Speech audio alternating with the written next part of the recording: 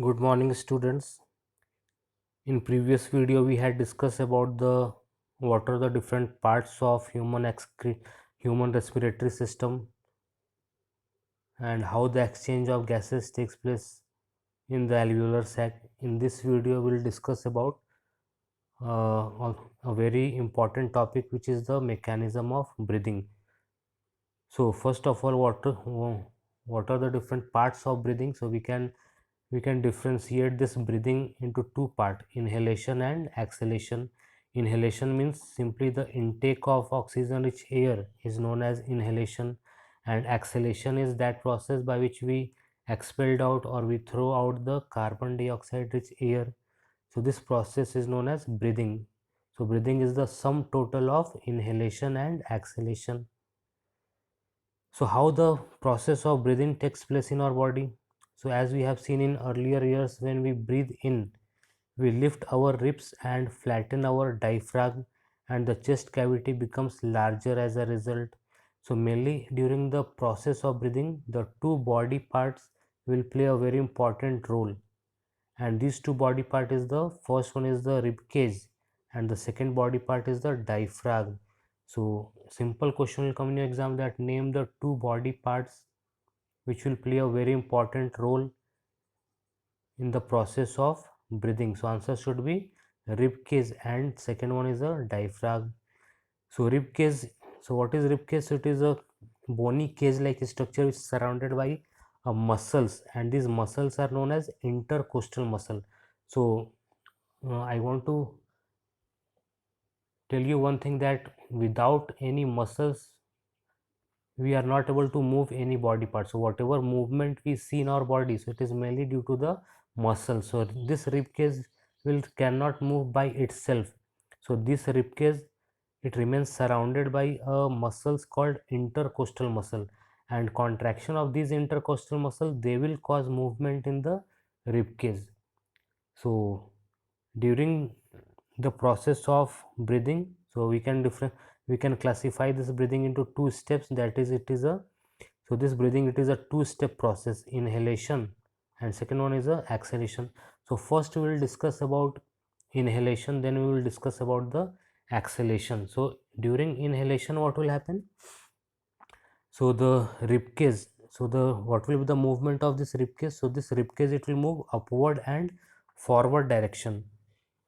And this diaphragm, so this diaphragm, it will goes downward direction. So once again, during inhalation, what will happen? This rib cage, it will move upward and forward direction, and diaphragm, it will goes downward direction, due to which what will happen? The volume of thoracic cavity, it will get increased, and due to which the air from outside, it will rushes into the lungs. So this is how the process of inhalation takes place. Now come to the exhalation, the process by which we expelled out, the process by which we throw out the carbon dioxide rich air out of our body. So during exhalation, what will happen? What will be the direction of movement of rib cage and the diaphragm? So during exhalation, the rib cage, it will move downward and backward direction, and diaphragm, it will goes upward direction. So due to which what will happen? The volume of thoracic cavity, it will get decreased, and finally the air from the lungs, it will rushes outside the body. So this is how the process of exhalation takes place. So what is difference between inhalation and exhalation regarding the movement of rib cage and diaphragm? So during inhalation, the rib cage will move upward and forward direction, and diaphragm, it will goes downward. During exhalation, the rib cage will move downward and backward direction, and diaphragm, it will goes upward. So I hope it is clear what is inhalation and what is exhalation. Now because of this, air is sucked into the lungs and fills the expanded alveoli. So due to which the air from the outside, it will enters into the alveolar sac, and finally the alveolar sac, it will expanded. The blood brings carbon dioxide from the rest of the body for release into the alveolar sac. So simultaneously, what will happen? So from the different parts of our body, such as brain, that liver, stomach, muscles, so from all the different parts of our body, So we all know that our body is made up of cells, whether it is a brain, liver, stomach. So all these structures, they are also made up of cells. So we all know that process of aerobic respiration takes place in cell to provide energy, and by the process of aerobic respiration, complete breakdown of glucose will take place, which will result in the formation of CO2. So, so what is the source of this CO2? So this CO2 will be produced by the aerobic respiration, which takes place in these organs such as brain, liver, stomach, muscles. So this CO2 which will be produced, so it will be received by the pigment present in blood, hemoglobin pigment, or it will get dissolved in plasma, and finally it will be transported to the lungs. So finally this CO2 from the different parts of our body, it will reaches into the lungs, and from the lungs that CO2 it will enters into the alveolar sac, and finally it will be expelled out of our body, and whatever inhaled air will present in the alveolar sac, so it will get diffused in blood, and finally it will transported to the all the organs of our body. So this is how the exchange of gases takes place.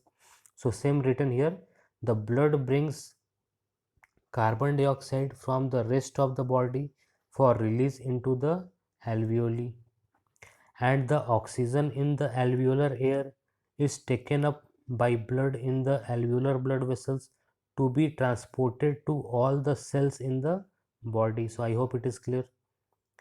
So during the breathing cycle, when air is taken in and let out, the lungs always contain a residual volume of air so that there is sufficient time for oxygen to be absorbed and for the carbon dioxide to be released.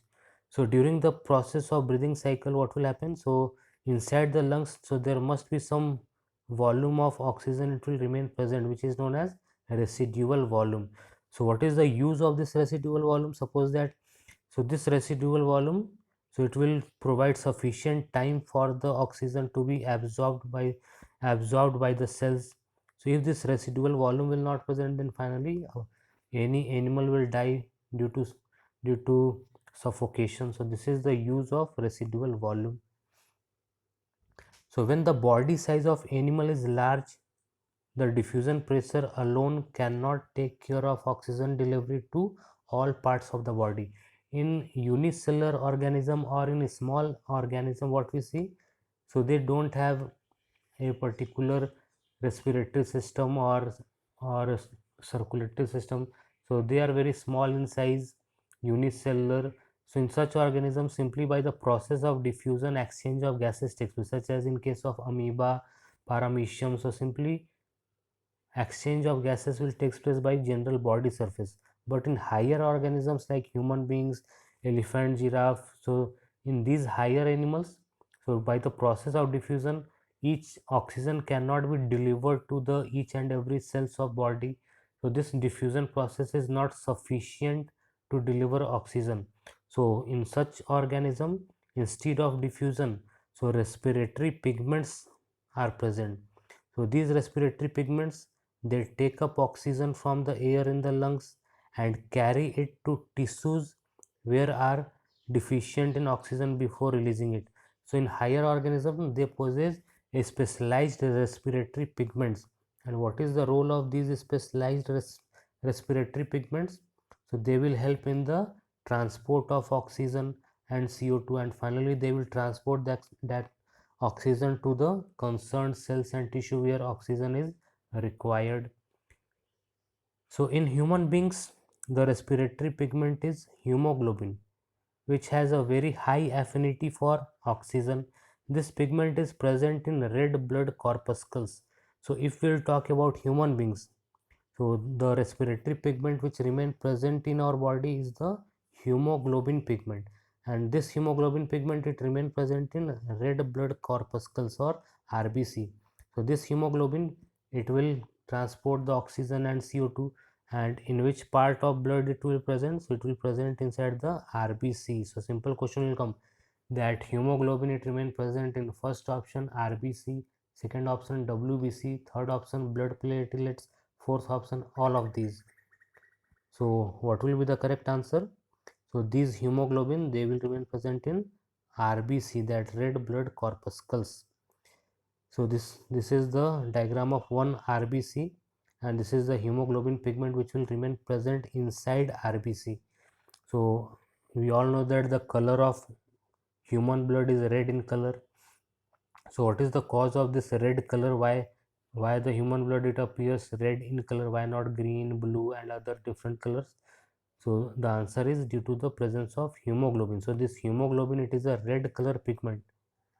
So this hemoglobin, it is a red color pigment which remain present inside the RBC, and the number of RBC is very large in human blood. So abundance of RBC is present in human blood. So due to which it imparts red color to our blood. So this is the RBC flowing in blood, you can see.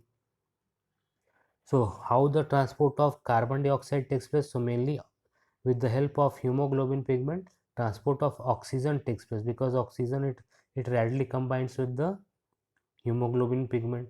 But transport of CO2, so CO2 is a more soluble in water than oxygen, and hence is mostly transported in the dissolved form in our blood. So the blood, it consists of plasma part, which is almost a watery part. So transport of carbon dioxide takes place in the dissolved form. So they will get dissolved in blood plasma, and in this manner they will be transported to the different parts of our body. So this much only in this video.